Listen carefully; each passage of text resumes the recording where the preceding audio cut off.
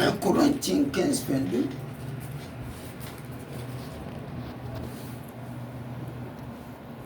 Corinthiens 15, 22. Oui. Et tout meurt à Adam, de même aussi tous revivront en Christ. Ça veut dire, le premier Adam nous a tous conduit à la mort. Mais le second Adam, c'est Christ, qu'on le reçoit nous vivants. Comme il vit, nous vivons. Comme l'Éternel, nous sommes éternels. C'est ce que l'a dit dans Jean 8, 51. Il faut les verser là. Les pharisiens sont fâchés là. Et mais c'est très fort. Jean 8, 51. En vérité, je vous le dis, si quelqu'un garde ma parole, il ne verra jamais la mort. Jésus dit, si quelqu'un garde ma parole, ne verra jamais la mort. La parole, c'est Christ. Christ en train dit, si vous me gardez, si je suis en vous, si vous et moi, on est un. Quand je ne meurs pas, vous n'allez pas aussi mourir. Avec le corps là, c'est enterré. Mais là, va auprès du Très-Haut. C'est quoi Paul a dit. J'ai envie de quitter ce corps bâtiment à cause de vous, doit rester un peu. Dis la moi, un enfant de Dieu, il est passé la mort à la vie. De l'enfer au paradis, la condamnation, la vie éternelle. Petit B, c'est A. Les caractéristiques de la nouvelle naissance. Ce qui caractérise la vie d'une personne née de nouveau. Celui qui est né de nouveau devient disciple de Jésus-Christ. On va définir. Qu'est-ce qu'un disciple? Un disciple, c'est un élève discipliné. Ça veut dire quand tu as accepté Jésus, quand tu l'as reçu, maintenant, tu deviens son élève. Tu dois apprendre de lui, faire comme lui, devenir comme lui. C'est pas pour tes glissement. Comment dimanche on vient? Non, tu dois devenir disciple. Quand tu es né de Dieu, tu dois suivre les traits de ton père. Un disciple, c'est un élève discipliné qui suit à la lettre l'enseignement de son maître et les mêmes pratiques. Ça veut dire quand son maître va à gauche du bord, il est discipliné, il est réglé, qui suit à la lettre ce que son maître Jésus lui dit, ce que la parole dit, et les mêmes pratiques. Ça veut dire que si on dit on ne vole pas, il ne vole pas. C'est un disciple. C'est un élève discipliné. Un disciple formé devient comme son maître. Jean 6, 40.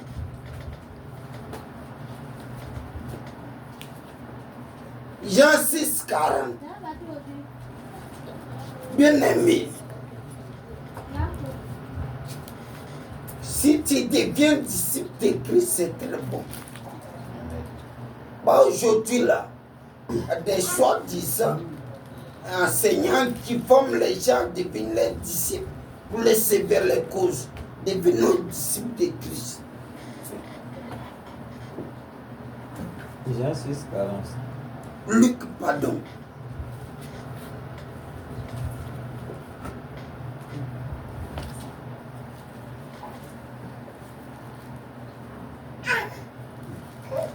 Luc. Luc 6, 40. Oui. Le disciple n'est pas plus que le maître. Le disciple n'est pas plus que le maître. Mais tout disciple accompli sera comme son maître. Accompli, ça veut dire bien formé, bien outillé, qui aime les enseignements de son maître, devient comme son maître, il marche comme son maître, parle comme son maître, agit comme son maître, travaille comme son maître. Si son maître est quelle l'onction, fais ça. Si son maître chaque démon fait ça. Si son, en fait, à le voir, tu vas son maître. bien formé. C'est pourquoi Antioche, les gens disent voici les petits Christ, les chrétiens, parce que les disciples faisaient tellement ce que le Maître Jésus les a dit de faire. Aujourd'hui, on est trop église manqué disciples.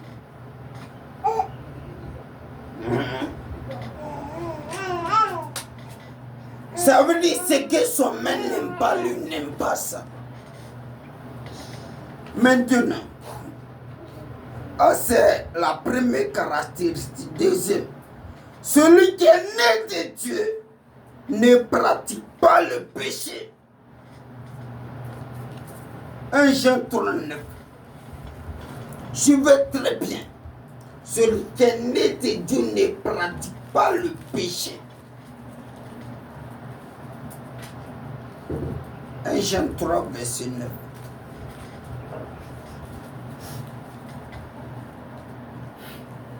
Oui. 1 Jean 3, 9. Oui. Quiconque est né de Dieu ne pratique pas le péché, parce que la sémence de Dieu demeure en lui. Alléluia. Et il ne peut pécher. Péché. Parce qu'il est né de Dieu. Parce qu'il est né de Dieu. La Bible dit, celui qui est né de Dieu ne pratique pas le péché. Qui veut dire, il ne fait pas du péché son travail, son boulot. Pratiquer veut dire faire de ça ton travail, ton boulot. Colère. Tu es né de Dieu, mais tu te mets en colère, tu feras tout le monde. Tu es né de Dieu, tu voles, tu n'es pas né. Un vrai chrétien né de nouveau,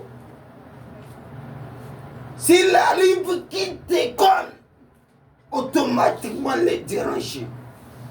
S'il fait faux pas, le déranger. Ça veut dire, maintenant la nature de Dieu, la parole en lui, il dit ne peut pécher. Il peut arriver que tu déconnes, mais un vrai enfant de Dieu, né de Dieu, va pas se plaindre dans son péché.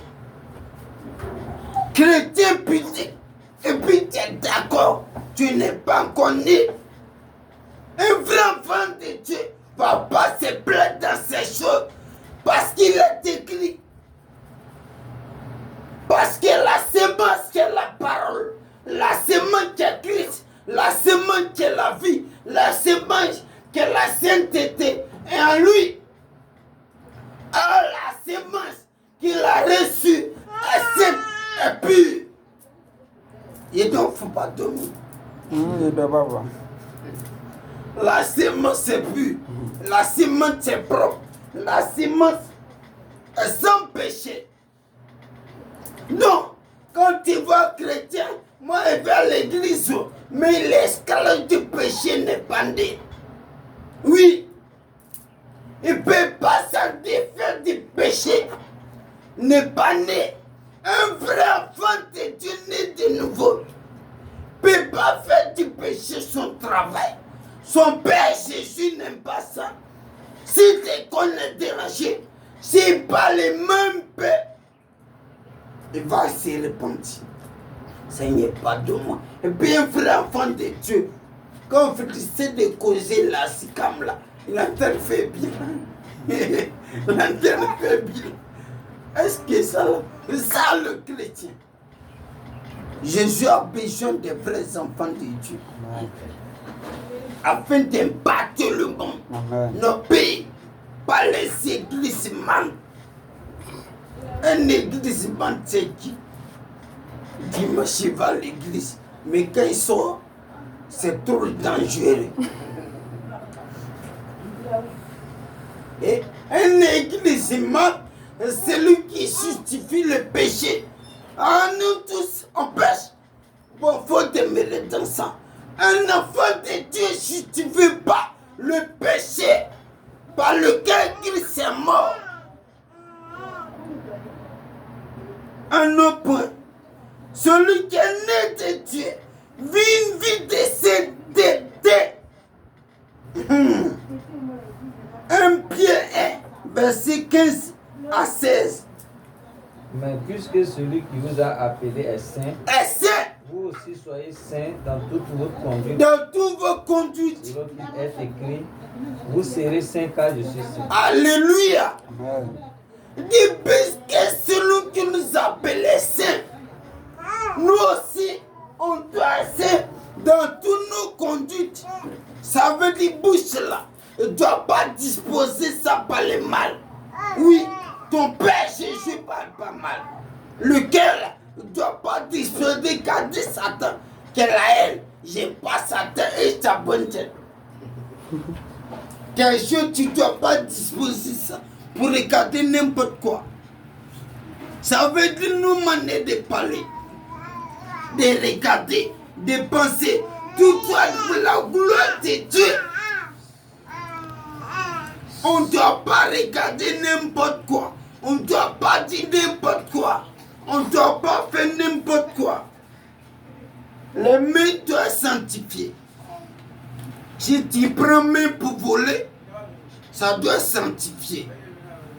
Il faut prendre Somme 24, un verset fort.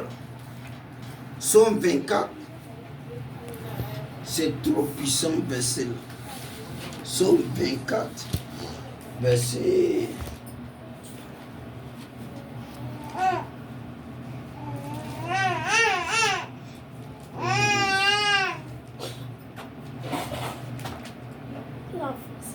Faut dire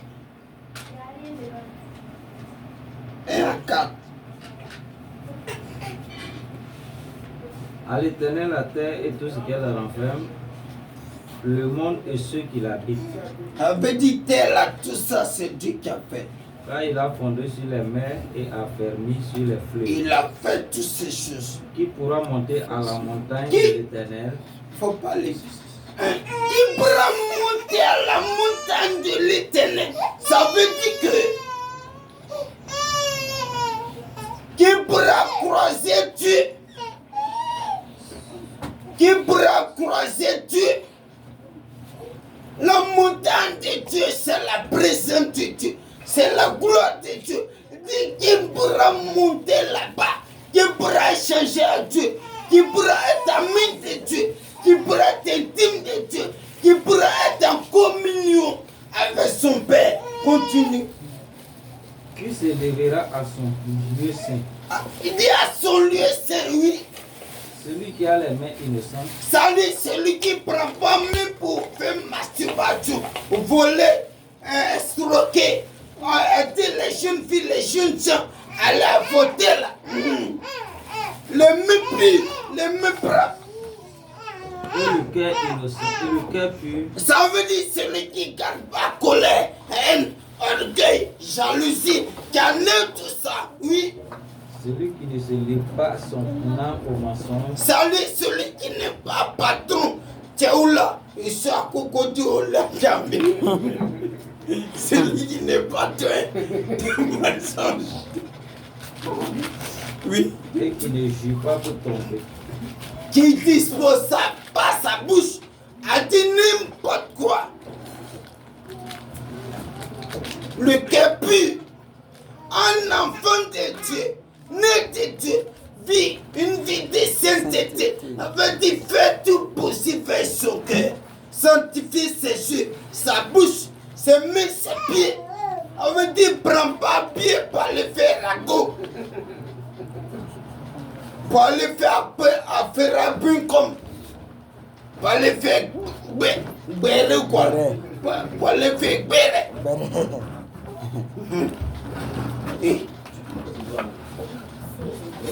Pas les faire béré. Mais il dispose tout pour la gloire du Très-Haut. Et ça, oui, la vie de sainteté. Sanctifier ses mains, son cœur, ses pensées, ses yeux, son âme, son esprit. Il vit une vie de sainteté. Ça veut dire se met à part, se sanctifie jour et nuit. Se sanctifie jour et nuit. Il cherche sa plaie à Dieu jour et nuit. Se sanctifie. Il ne cohabite pas le péché, n'est pas d'accord le péché de Satan. Satan crée une chose sur le péché. Un autre point. Un autre point de celui qui est né de Dieu peut s'arrêter là, dis-moi pour terminer. Celui qui est né de Dieu, craint Dieu, et se détourne du mal. Celui qui est né de Dieu là, il craint Dieu et il n'aime pas le mal. Quand tu vois un chrétien qui n'aime pas Dieu, c'est Dieu, tu n'aimes pas Dieu. Mais si frère et papa n'est pas connu, c'est la vie qui dit. Mais tu vas lire Proverbe 1 verset, Proverbe 14, 12.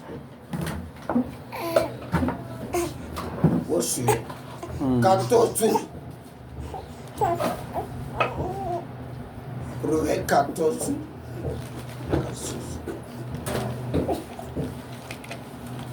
14, 2, pardon.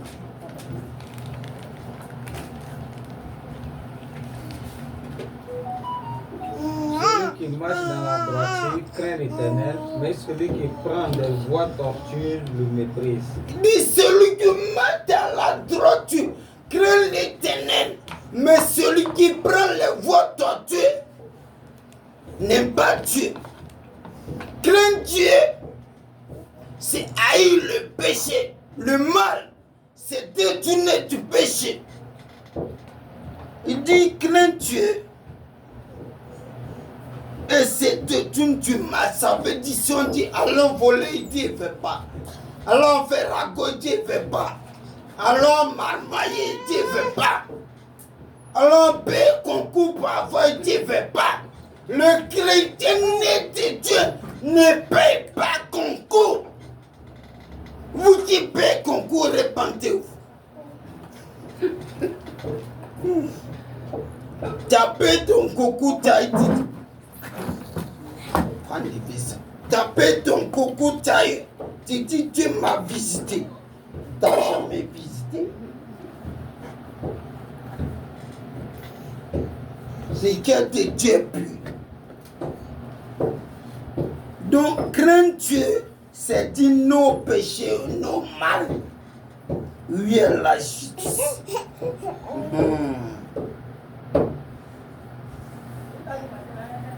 Un dernier point, et puis on s'arrête là. Celui qui est né de Dieu aime Dieu et pratique sa parole. Celui qui est né de Dieu, il aime Dieu et pratique sa parole. Celui qui est né de Dieu aime Dieu et pratique sa parole. Jean 14, 15.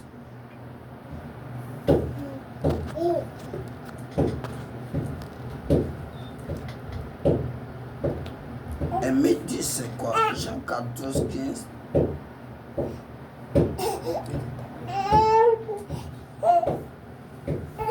C'est sur ce point, c'est Dieu. Celui qui est né de Dieu aime Dieu et pratique sa parole. Et celui qui est né de Dieu, Jean 14, 15. Oui. Jean 14, 15. Oui. Si vous m'aimiez, gardez mes commandements. Si vous m'aimez, gardez mes commandements. On ne vole pas, il ne vole pas. On ne triche pas. Quand tu dis tu aimes Dieu, t'en fous de sa parole, tu es menteur. Si vous m'aimez, gardez ma parole. Ce que tu n'aimes pas, ne fais pas. Sans Dieu, on aime Dieu. Jacques 1, verset 22. Jacques 1, verset 22. Mettez en pratique la parole et ne vous bornez pas à l'écouter. Continue. En trompant vous-même à de faux raisonnements. Il dit, mettez en pratique ce que la Bible dit. Ce que Dieu dit là. Faut marcher selon ça. Ne prenez pas plaisir pour écouter seulement aujourd'hui nous chrétiens là. On écoute mais on ne pratique pas. C'est pourquoi nos nations, l'église va mal. Il finit d'écouter, mais quand il sort, il devient le plus grand voleur. Il va au travail. On le paye, il fait gérétien. Il ne peut pas dire la vérité. S'il va à la boutique, il a payé quelque chose. 500 francs, ils lui ont donné. Il a donné 1000 francs. Ils lui ont donné 600, il ne va pas retourner 100 francs. Il va dire, Dieu m'a béni. Dieu t'a pas béni. Dieu m'a béni. Retourne son argent. Pour dire, Igaoula, tu es volé. Aimer Dieu, c'est marcher selon sa loi. Aimer Dieu, c'est pratiquer sa parole. Aimer Dieu, c'est consacrer à son service. C'est faire sa volonté. Aimer Dieu, c'est sanctifier. C'est garder sa parole.